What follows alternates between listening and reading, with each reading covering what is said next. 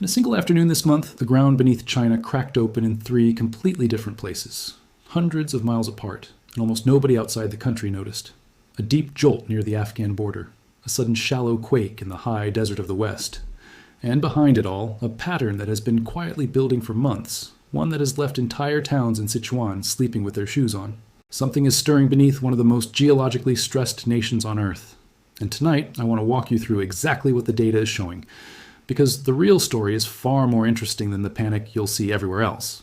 If you care about understanding the planet instead of just fearing it, stick with me and consider subscribing.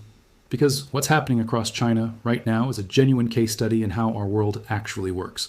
Let me set the scene, because timing matters here. It's the middle of August 2026, and if you pull up any live earthquake map and zoom in on Asia, your eye gets dragged straight to China. Not because of one giant headline-grabbing disaster, but because of something subtler and, honestly, more revealing. It's the steady drumbeat, quake after quake after quake, week after week, spread across the country's vast and rugged west. And to understand why that drumbeat matters, you have to understand what China is actually sitting on. China is not a quiet country, geologically speaking, far from it. It sits in the crumple zone of one of the most violent slow-motion collisions on the entire planet. Far to the south, the Indian tectonic plate is ramming northward into the Eurasian plate, and has been for tens of millions of years. That collision is what built the Himalayas, the tallest mountains on Earth. And here's a detail that never fails to stop me in my tracks. If you climb high into those mountains and look closely at the rock, you can find the fossils of sea creatures, shells, marine life, frozen into stone thousands of meters above the ocean. That land was once the floor of a sea, and the sheer force of India crashing into Asia lifted it into the sky. That is the kind of power we're talking about. And that power doesn't just build mountains, it fractures the crust across a huge swath of China, creating a web of fault lines that are constantly straining, locking, and snapping. So when we see China shaking, we're not watching something strange or unnatural. We're watching the aftermath of a continent-sized collision that is still going on right now, beneath the feet of over 1 billion people.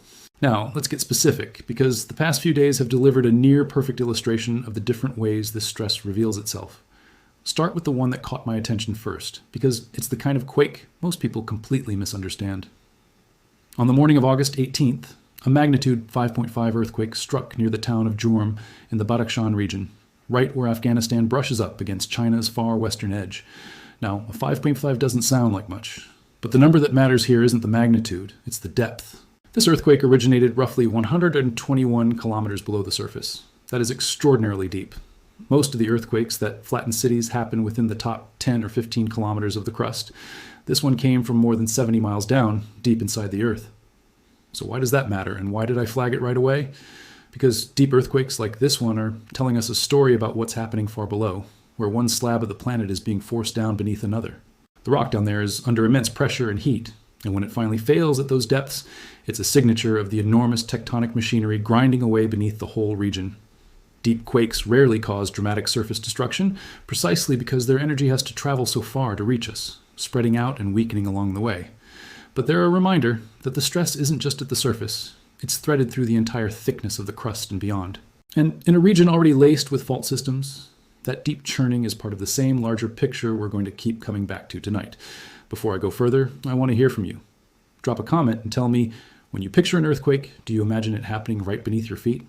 Or did you already know that some of the most powerful ones come from 100 kilometers down?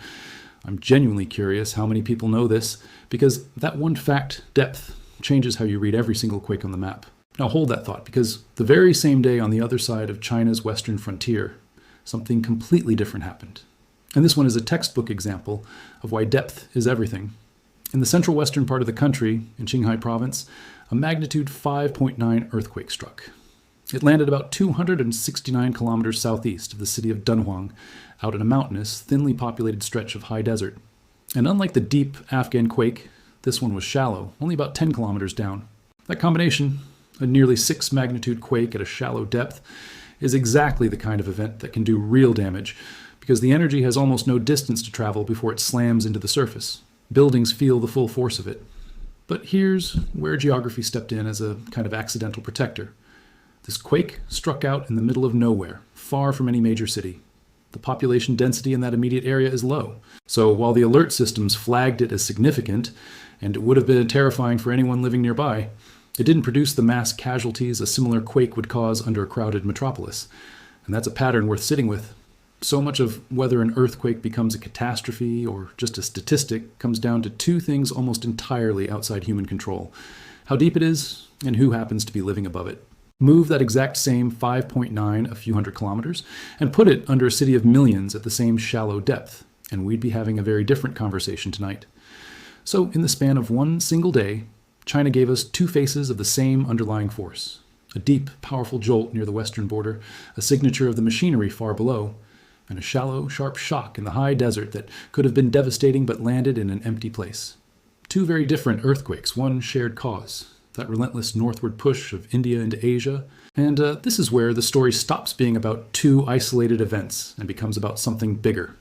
Because these two quakes did not happen in a vacuum. They're the latest entries in what has been, by any honest measure, an unusually active year for China. Let me walk you through the pattern, because once you see it laid out, it's hard to unsee. Go back to June 16th. That's when China recorded what would become its strongest earthquake of the entire year, a magnitude 6.3 that struck Haixi prefecture in Qinghai province. At least one person was killed, several more injured. That's the big one for 2026 so far. But it was far from alone. Rewind slightly to May, and you'll find a magnitude 5.2 that hit the Guangxi region in the south. And this one did real harm, killing 2 people, toppling buildings, and forcing more than 7,000 residents in the city of Liuzhou to evacuate. Then jump to late June, June 29th, when a magnitude 5.5 struck Gao County in Sichuan. Then July 28th, a magnitude 5.8 back in Qinghai's Xinhua County. And these weren't quiet, isolated shakes either. Several of them triggered landslides, sending dust and rock cascading down mountainsides. Are you starting to feel the rhythm of it? Qinghai, Guangxi, Sichuan, Qinghai again. Month after month, the western and southwestern provinces keep taking turns. And then came August, which delivered the moment that really pushed public fear over the edge. On August 3rd, in Gao County, in the city of Yibin, Sichuan, the ground didn't just shake once, it shook 6 separate times in the span of just 13 hours. 6 earthquakes, one after another, the strongest measuring magnitude 4.8. The first one hit at 2:21 in the morning, jolting people out of their sleep, and it was shallow, only about 6 kilometers down. Chinese authorities activated an emergency response, and then 5 more quakes rolled through over the course of that single day. Now, individually, magnitude 4.8 and below are not massive earthquakes, but the effect of feeling the earth heave 6 times before lunch, in the dark, in your own home, is something the raw numbers can never fully capture. Videos poured onto Chinese social media. One showed a huge crack ripping straight across a roadway. Another caught boulders tumbling down a mountainside, blocking traffic and burying part of a road. You could hear the fear in the voices of the people filming. One eyewitness can be heard shouting about how deep the crack in the road was, then realizing the danger and saying they had to run. Another resident wrote that it truly felt like the year of landslides and collapsing mountains. And this is the part that I think matters most, the human part.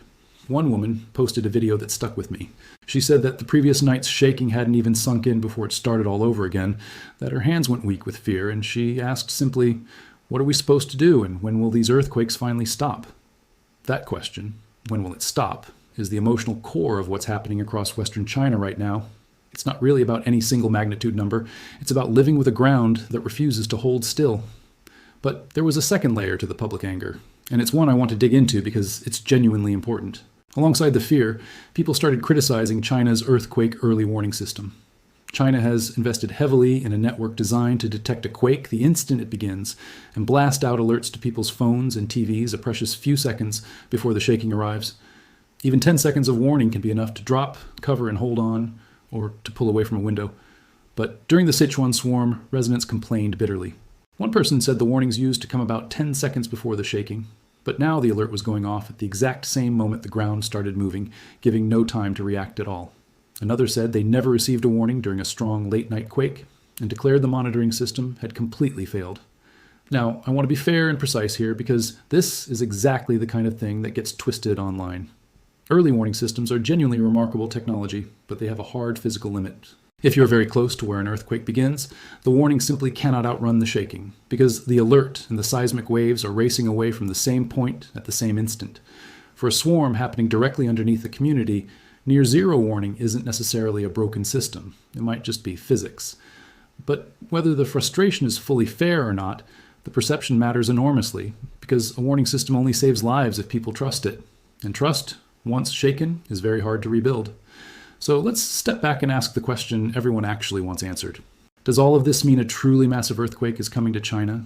Is this drumbeat a warning drum? Here's where I have to be completely straight with you, because this is exactly where a lot of channels go off the rails.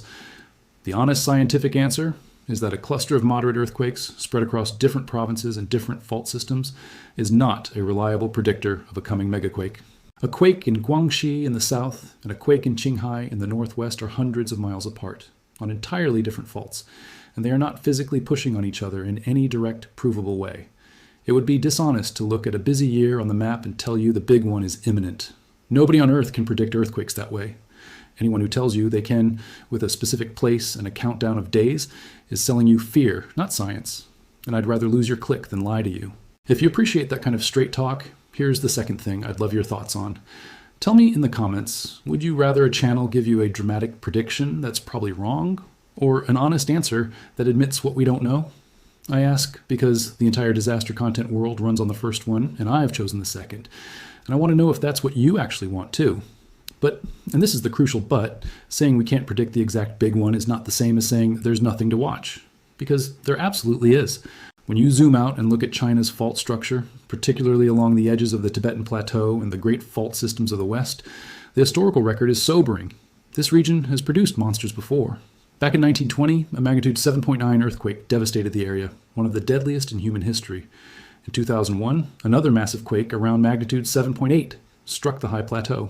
And of course, looming over all of it is the memory that every person in Sichuan carries, the catastrophic Wenchuan earthquake of 2008, a magnitude 7.9 that killed roughly 69,000 people and left millions homeless.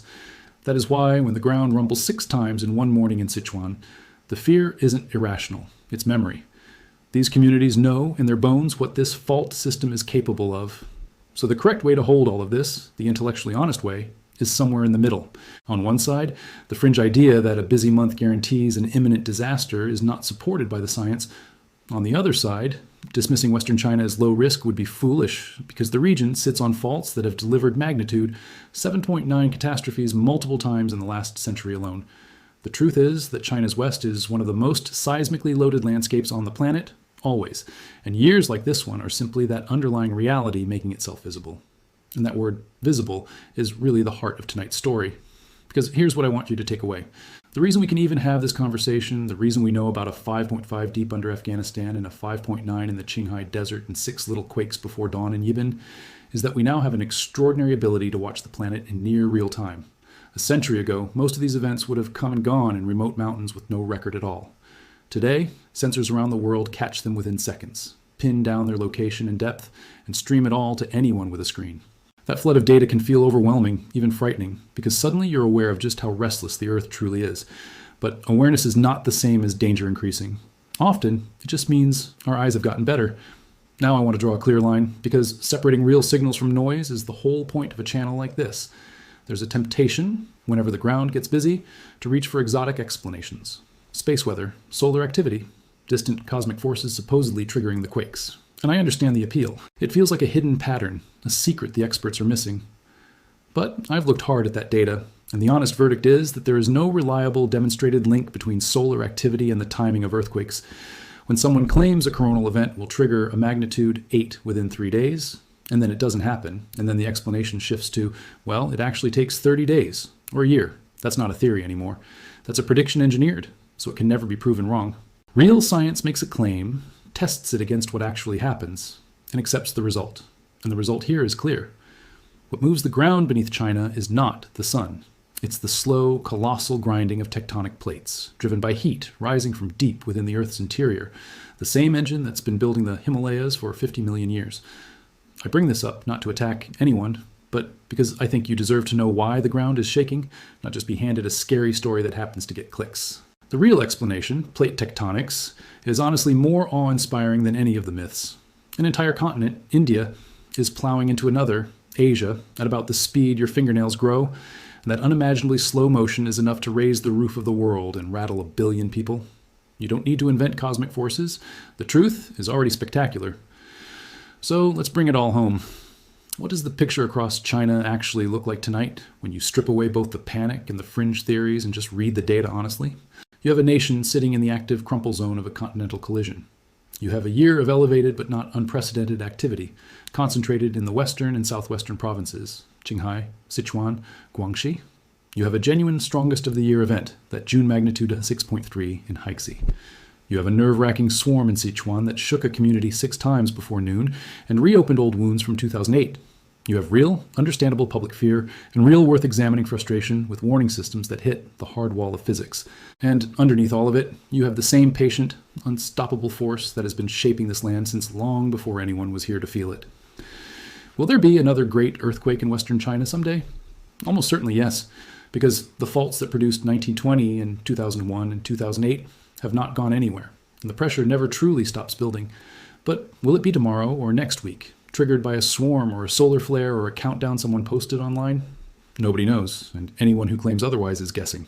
The most useful thing any of us can do is not to live in fear of a date that can't be predicted, but to respect what the land is, to build stronger, to trust the science behind the warning systems even when they can't beat physics, and to keep watching the planet with clear eyes. Because that's really what all of this comes down to. The earth beneath China has never been still, and it never will be. What's changed is that now, for the first time in history, we get to watch it happen, quake by quake, in something close to real time. That's not a reason to panic, it's a reason to understand. And the more clearly we understand it, the less power the fear and the fairy tales have over us. I want to leave you with one last thought.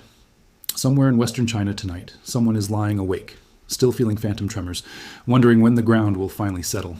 It won't, not permanently, not ever, because they live on a piece of the planet that is quite literally still being built. But there's a strange kind of comfort in understanding why. Fear thrives on mystery, and the mystery, in this case, has an answer, written in fossil seashells high in the Himalayas and in the slow, relentless collision of 2 continents. If this gave you a clearer, calmer way to understand what's happening beneath China, do me a favor and hit that like button, because it genuinely helps more people find honest information instead of hype. Subscribe to W for weather, so you don't miss the next breakdown when the planet does something worth explaining.